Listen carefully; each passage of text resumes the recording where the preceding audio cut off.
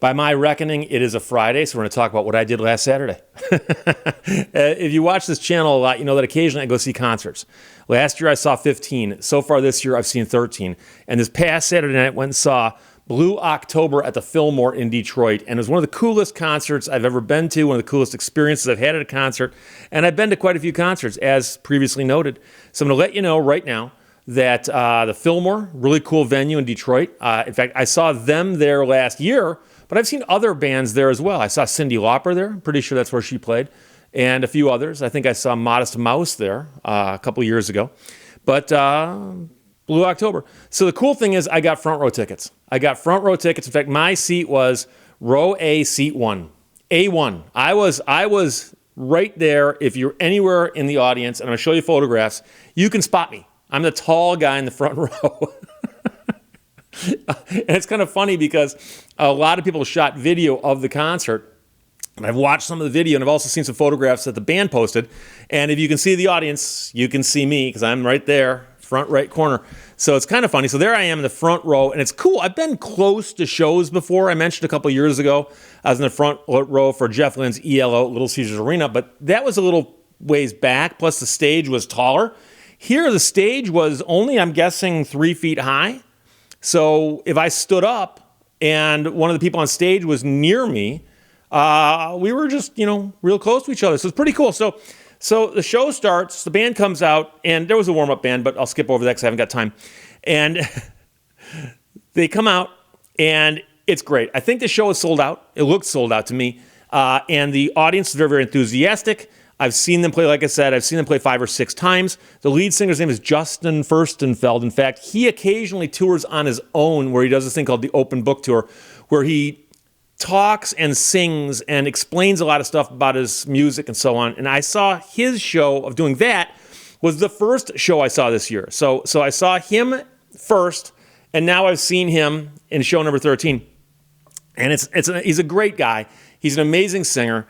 And he's the primary songwriter of the music, and a lot of the stuff is very, very personal about him and the trials and tribulations that he's been through, most of which appear to be things that he brought upon himself, and he recognizes that, and then he talks about it in his music. He sings about it.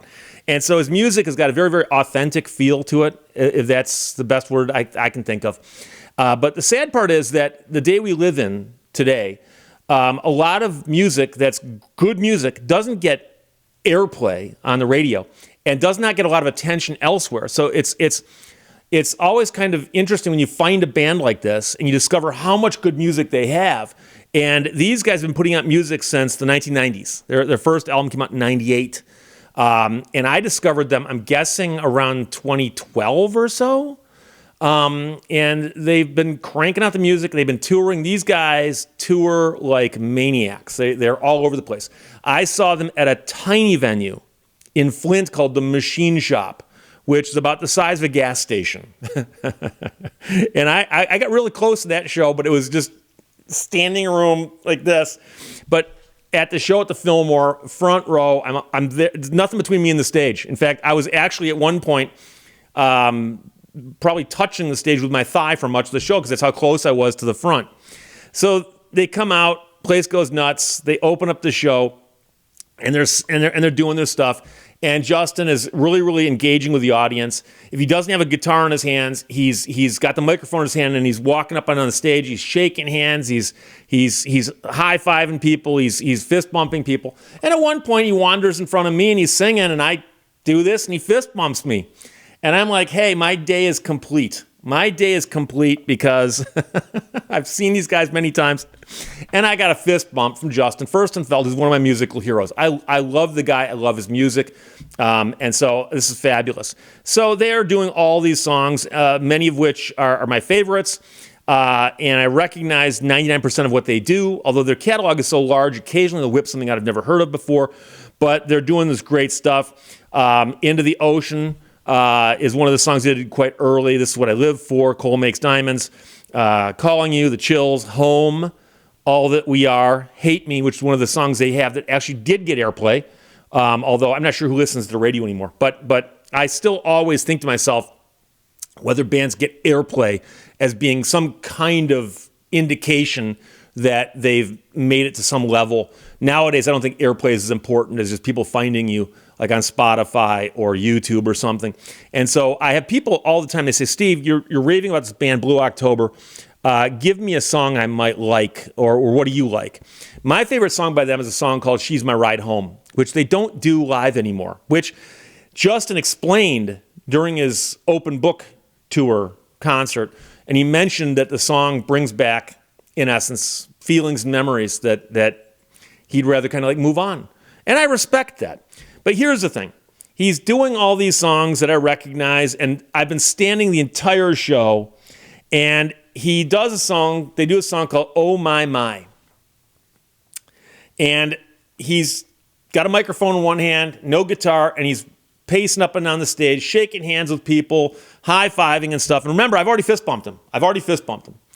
And there's a couple women next to me, behind me, over here, kind of. I remember I'm the anchor of the front row, so they're like right back here.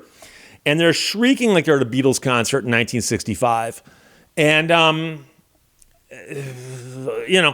so Justin comes over and he sees them and hears them, which is always a problem if you're making so much noise that a guy on stage can hear you with the monitors and everything that he's working with.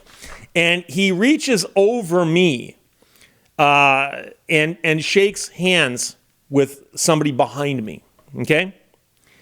And then he steps back and he looks down at me, and he's still singing. He's got the microphone in his left hand. He's still singing, and he leans over, and he sticks out his hand like he wants a handshake. So I shake his hand. And then he leans in and puts his arm around my neck for a bro hug.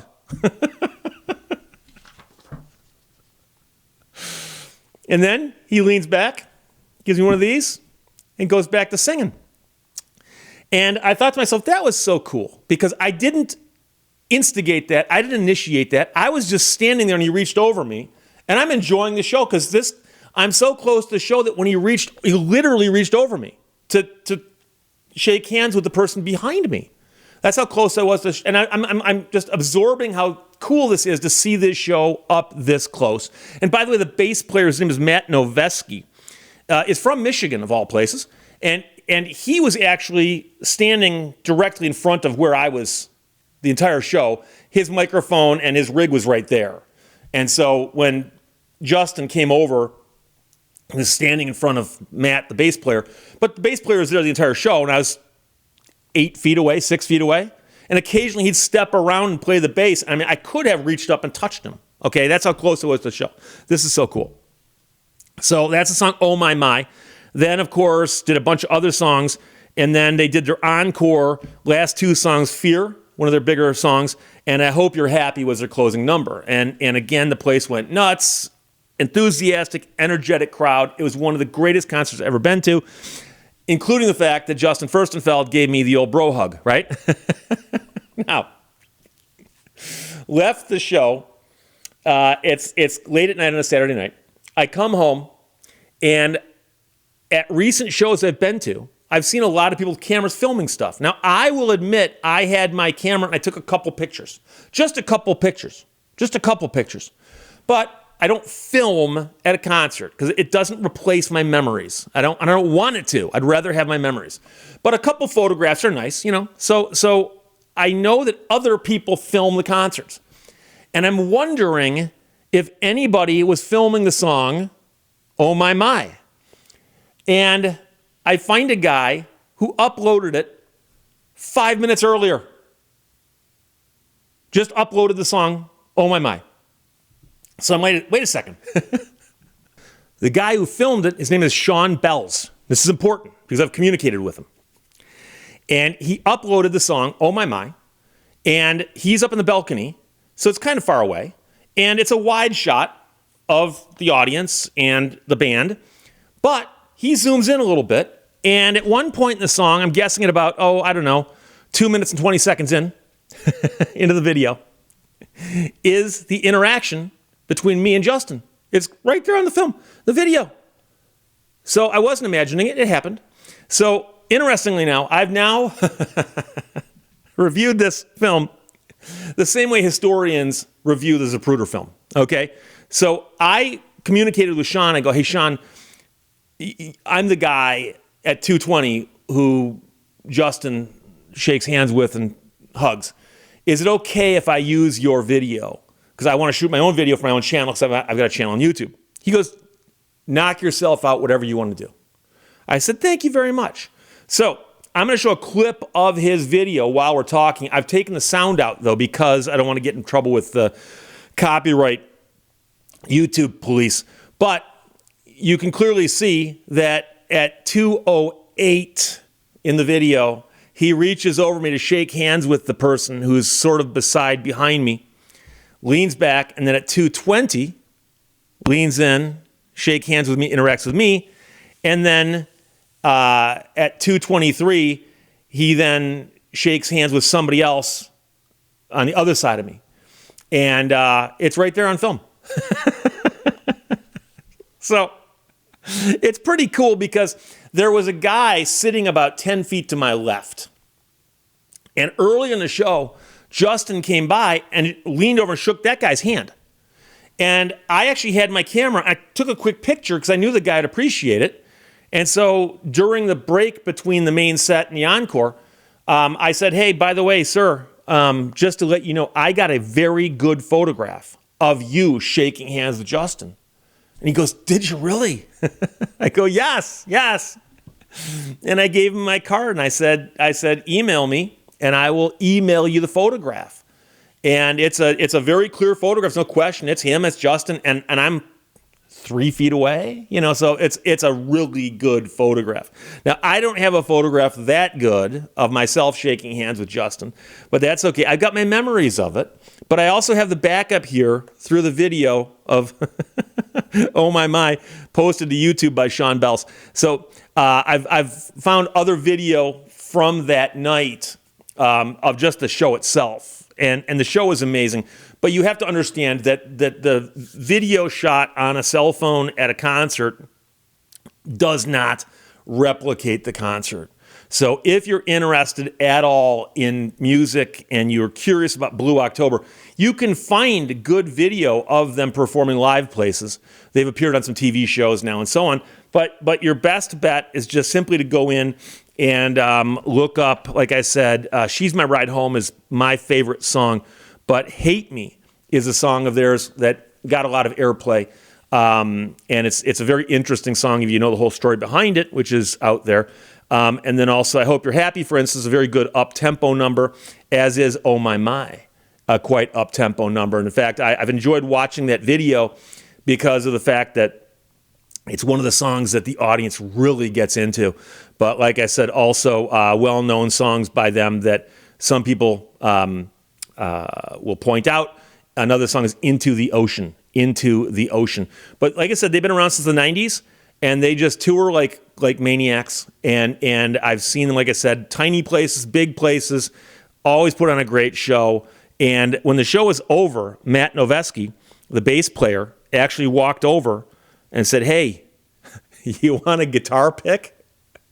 And I said, sure, I'll take a guitar pick. So got a guitar pick from Matt Noveski, got the bro hug from Justin, and got the film to prove it. So like I said, that was my night, Saturday night. Very, very cool. Like I said, I was happy with a fist bump, but I'll take the bro hug. So there you go. Questions or comments, put them below those. I'll talk to you later. Bye-bye.